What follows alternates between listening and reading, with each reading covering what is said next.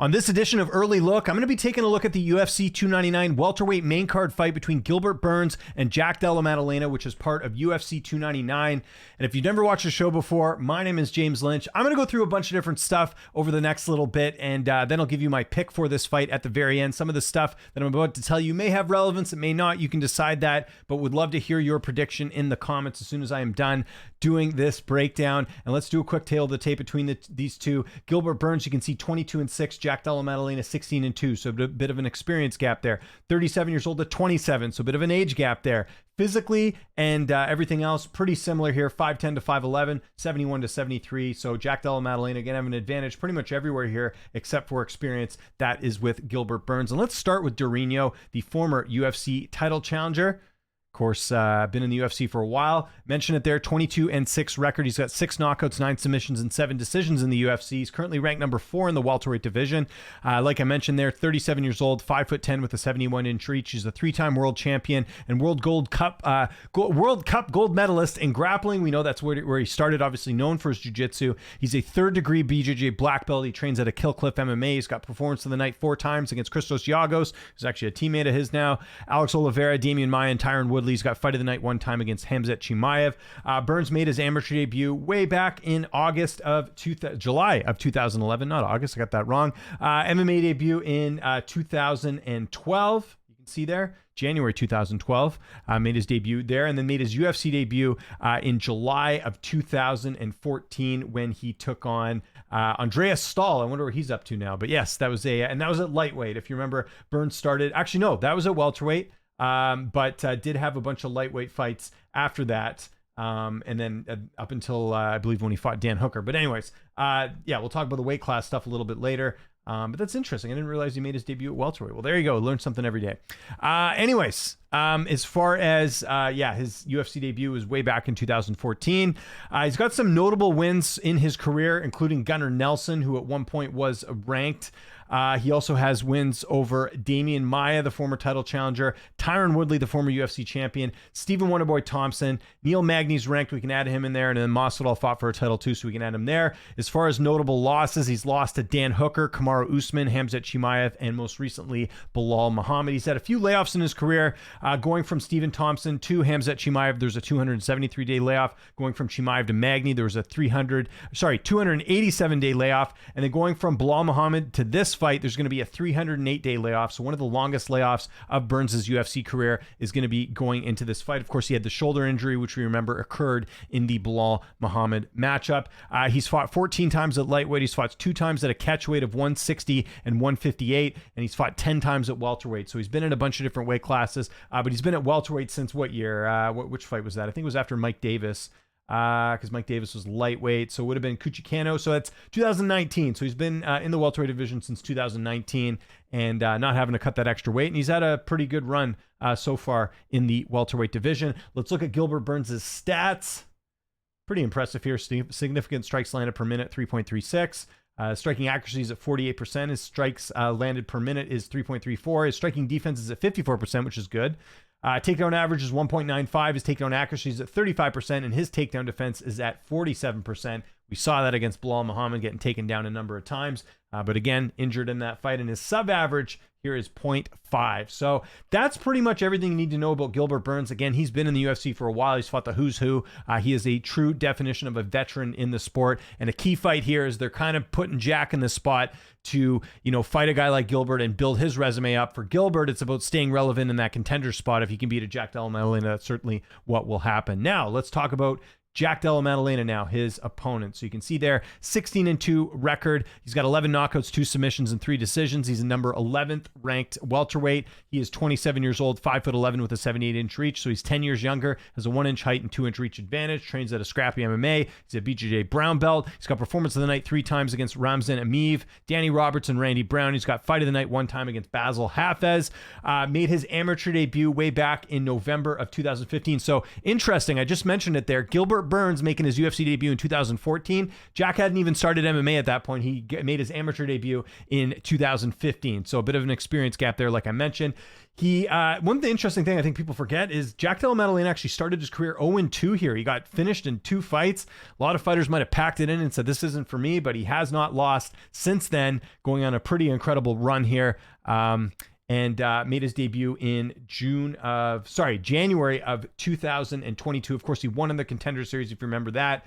But yeah, 2022 was when he made his UFC debut. Just to give you an idea how long Gilbert Burns has been in the UFC, Gilbert Burns has had 17 fights by the time Jack Della Maddalena made his UFC debut. That's 17 UFC fights, not fights total. 17 UFC fights Gilbert Burns had by the time Jack Della Maddalena made his debut. So again, when we talk about experience, it's definitely evident in this matchup. You can see there, Jack has gone 6-0 in the UFC. He's got 4 stoppage wins. The only notable win he has in the division really is Kevin Holland. I think Randy Brown, I don't think Randy Brown's ever been ranked, so we won't really count that as a notable win. But Holland has been ranked, as we know, and he's obviously never lost in the UFC either. Jack Della Maddalena as well. Should mention he was supposed to fight Sean Brady. That could have been that ranked win he was looking for, but that didn't end up happening. And same with Josiah Harrell. Then he fights Basil Havez on short notice there.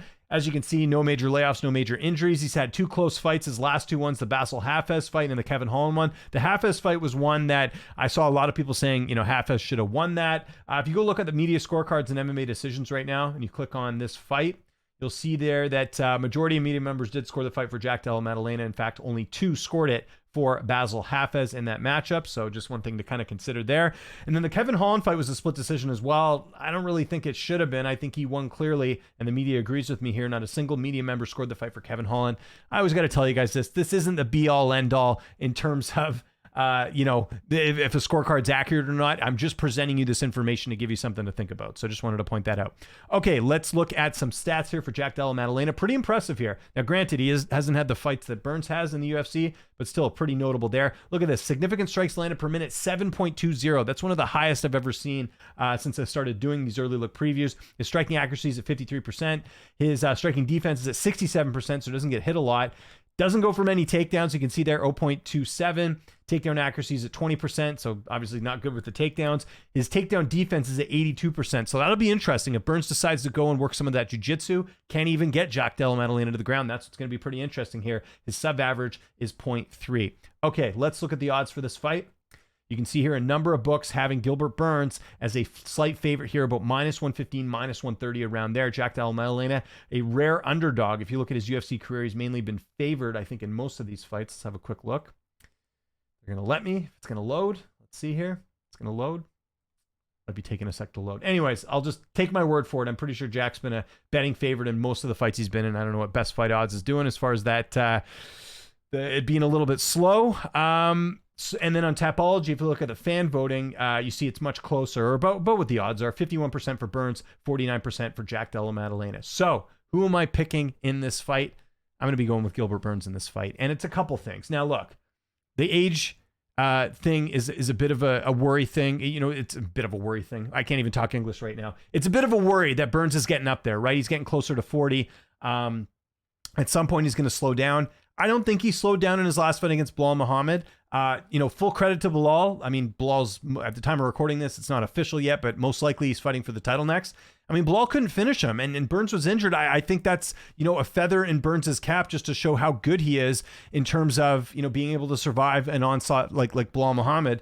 Not to mention the fact that, Burns is, since going up to 170, he's been tough to finish. The only guy to finish him at 170 is Kamaru Usman, right? Let me double check that. I'm pretty sure that's the case. So yeah, you can see it there. The other thing with Burns that I like in this fight is the fact that, again, just the experience gap. He just fought better competition. I mean, I mentioned some of the wins that he's had, but just let's talk about some of the people he's fought in general. Belal, who's, like I said, fighting for the title next. Masvidal, forget about that one. Magny finished him. That's a good win. Even Ian Gary couldn't finish Neil Magny. Chimaev, he was supposed to get steamrolled by Chimaev. What happens? He has a pretty close fight with him, right? Stephen Thompson, that was a fight that he was pretty dominant in, and then got knocked out by Usman, but that's a former teammate. A bit of weird circumstances in that one too, but and ends up, again, getting finished in that one. But overall, Burns has been pretty durable and pretty great overall. Now, look, Della Maddalena is on the come up. He's certainly an intriguing prospect. This may be a fight where he breaks through, and I'm completely wrong here. And I can completely understand that, because I was one of the people defending Jack Della Maddalena after that fight with Hafez, because everyone was jumping off the Jack Della Maddalena bandwagon. They're like, this guy's terrible. He got exposed. I looked at it a different way. I looked at it as he went through two different opponents, and Basil Hafez is actually pretty good. It's got nothing to do with Della Maddalena. I think that's just a tough matchup for anyone in general here. So I'm picking Gilbert Burns. How am I picking him in this fight? I'm going to pick him by decision. Jack Della Maddalena has not been finished since those two early fights in his career. He's never been finished in the UFC. I think with it being a 3-round fight, the chances for a finish will be a little bit slimmer here. I also think Jack is one of these guys that, again, is a bit of a slow starter sometimes. We saw that in the Amif fight.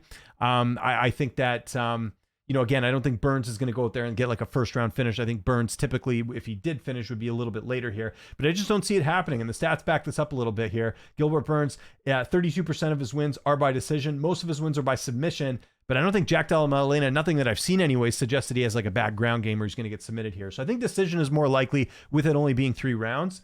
Some of the other stuff as well, like I said, Jack Della Maddalena, big step up. I mean, we just saw at the time of recording this last week, Mike Malott get a big step up in fighting Neil Magny. I mean, going from, I guess Kevin Holland, no, I'm going to stay on this. Kevin Holland is a big step up to Gilbert Burns. Gilbert Burns, has been in that contender spot for a while. Kevin Holland's like a fun fighter, but he's not someone that's a major threat to the division. So I just think that going from Holland or Basil Hafez or even Randy Brown, I mean, these are guys hovering around the bottom of the rankings here, right? I mean, Pete Rodriguez, I talk about this all the time. That was a gimme fight. Pete Rodriguez had 4 fights, and he's fighting Jack Della Maddalena, who's, far more experienced, far better. And that was like a suicide mission for Pete Rodriguez, and Della Maddalena gets it done early in that one. Now, there's the possibility of Della Maddalena knocking out Burns. I mean, I think his chin is held up pretty well at 170, so that's also a possibility here. So that's kind of what I see here. I think Burns is going to keep this fight. I think he's going to take it to Della Maddalena, kind of neutralize that stand-up a little bit. Burns is not going to have to worry about getting finished, because look, this guy fought Khamzat Chimaev. Who's a bigger finishing threat, Chimaev or Jack Della Maddalena? It's Chimaev for sure. So I think Burns showed a lot in that fight. He also showed a lot in the Bilal Muhammad fight. Like I said, he didn't get finished in that one and fought through an injury.